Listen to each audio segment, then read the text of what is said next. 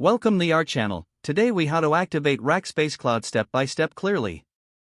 To activate Rackspace Cloud, start by visiting the Rackspace website. Click on the Sign Up button located at the top right corner of the page. Choose the appropriate account type you would like to create. Fill in the required personal information, including your name, email address, and phone number. Create a secure password that meets the specified criteria. Review and accept the terms of service and privacy policy. Click on the Create Account button to proceed. Check your email for a verification message from Rackspace. Open the email and click on the verification link provided. Once verified, return to the Rackspace website and sign in with your new account credentials.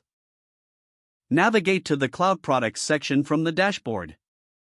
Select the specific cloud service you wish to activate, such as cloud servers or cloud databases. Click on the Create or Launch button associated with your chosen service. Configure the settings for your cloud service, such as instance size, region, and network settings.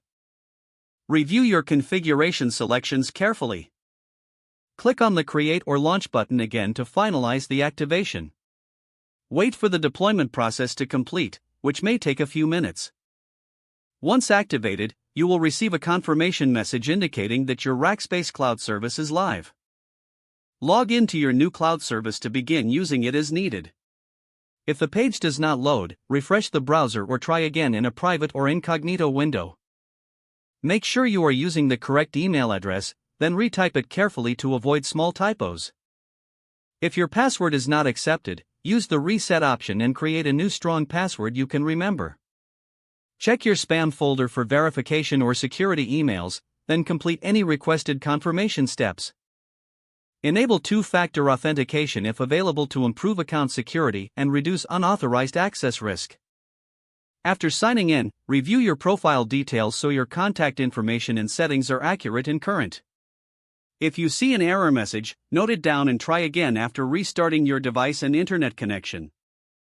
Log out when you finish, especially on shared devices, to keep your account and payment information secure.